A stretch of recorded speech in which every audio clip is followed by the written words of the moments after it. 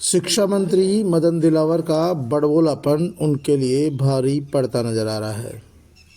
अपने विवादों के कारण चर्चा में रहने वाले मदन दिलावर ने इस बार आदिवासी समाज के लिए कह दिया कि आदिवासियों का डीएनए चेक कराना पड़ेगा। दरअसल कुछ दिनों पहले बांसवाड़ा के सांसद और बाप पार्टी के नेता राजकुमार रोत ने कहा था कि आदिवासी हिंदू नहीं है, आदिवासी आदिवासी है और वे प्रकृति पूजक है। इस बात पर शिक्षा मंत्री मदन दिलावर ने कहा कि आदिवासी हिंदू ही है और यदि किसी को शक हो तो वो अपना डीएनए चेक करा सकता है। उन्होंने यहाँ तक कह दिया कि आदिवासी बाप के बरगलाने में नहीं आए। मदन दिलावर के इस बयान के बाद राजकुमार रोत ने एक अपील जारी की है और राजकुमार रोत का कहना है कि जब तक शिक्षा मंत्री अपने पद से इस्तीफा नहीं देते हैं, भारतीय जनता पार्टी मदन दिलावर को बर्खास्त नहीं करती है, तब तक वे और आदिवासी समाज के लोग डीएनए जांच के लिए अपना ब्लड, नाखून और बाल सैंपल के तौर पर शिक्षा मंत्री मदन दिलावर और मुख्यमंत्री भजनलाल शर्मा के आवास पर भेजेंगे।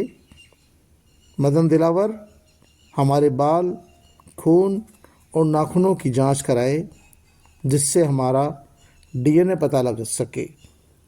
राजकुमार रोत ने तो यहाँ तक कह दिया कि शिक्षा मंत्री मदन दिलावर ने हमारे बाप को गाली दी है और अब आदिवासी समाज उन्हें बताएगा कि हमारा बाप कौन है। आदिवासी समाज प्रकृति पूजक रहा है, वह कभी भी हिंदू नहीं रहा और संविधान में भी बाबा साहब डॉक्टर भीमराव अंबेडकर ने उन्हें पृथक ही माना था। ऐसी स्थिति में कुछ बीजेपी के नेता जानबूझकर अपनी राजनीति चमकाने के लिए हमें जबरन हिंदू बनाने में लगे हैं, लेकिन मैं उनको बताना चाहता हूं कि आदिवासी समाज हिंदू नहीं है। और अब बात डीएनए की आ गई है तो हम सब डीएनए जांच कराने को तैयार है। दरअसल राजकुमार रोत ने एक अपील जारी की है, एक वीडियो जारी किया है और कहा कि जितने भी आदिवासी है पहले अपने बाल, ब्लड और नाखून का सैंपल शिक्षा मंत्री मदन दिलावर और मुख्यमंत्री भजनलाल शर्मा के आवास पर भेजे जिससे हमारे असली बाप का पता लग सके, यानी कि हमारे डीएनए का पता लग सके। आपको बता दें कि इस बार मदन दिलावर का बड़बोलापन उनके लिए भारी पड़ सकता है। कुछ दिनों पहले ही उन्होंने कहा था कि आदिवासी हिंदू है और यदि किसी को गलतफहमी हो तो वह अपना डीएनए जांच करा ले, उन्हें पता लग जाएगा कि उनका बाप कौन है। बस इसी पॉइंट को राजकुमार रोत ने भी पकड़ लिया है और आदिवासी समाज के लोगों ने भी इसी बिंदु को पकड़ लिया है। इससे पूर्व जनजाति मंत्री नंदलाल मीणा ने भी कहा था कि आदिवासी समाज प्रकृति पूजक है, वह हिंदू नहीं है।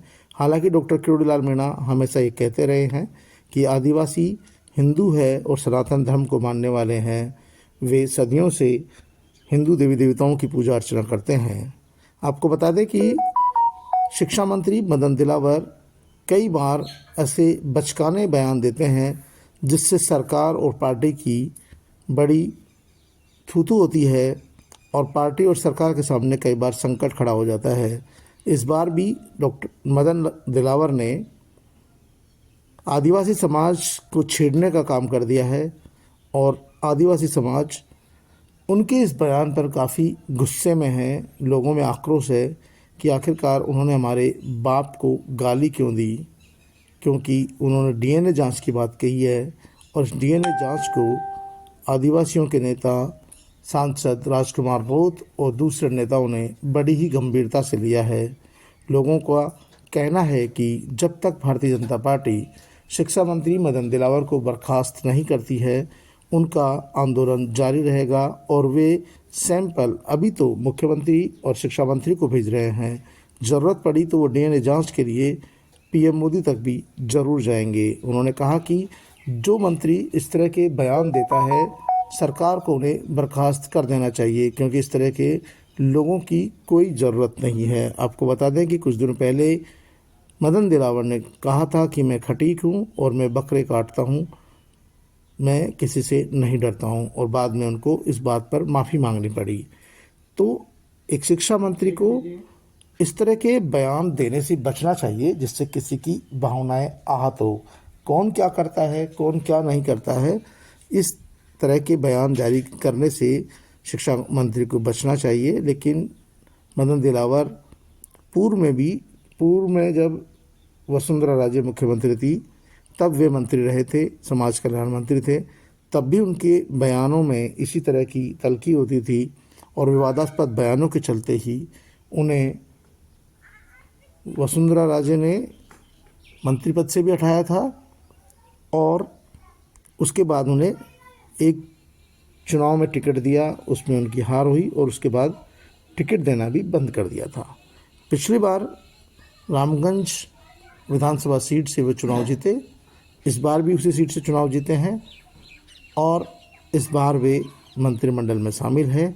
लेकिन जब से मंत्री बने हैं, कभी शिक्षा को लेकर, कभी अंग्रेजी शिक्षा को लेकर, कभी शिक्षक भर्ती को लेकर, कभी टीचरों को लेकर वो इस तरह की बयानबाजी करते रहते हैं, जिससे माहौल ख़राब होता है और सरकार के खिलाफ भी माहौल बनता है। इस बार भी हाल कुछ ऐसे ही हैं, लेकिन इस बार उन्होंने पंगा राजकुमार रोत से लिया है, जो उन्हें महंगा पड़ सकता है। राजकुमार रोत ने इस विषय में गंभीरता से लिया है और वे आदिवासी समाज से आह्वान कर रहे हैं कि आदिवासी समाज के लोग अपना डीएनए जांच के लिए तैयार रहे, क्योंकि शिक्षा मंत्री ने उनके बाप को गाली दी है।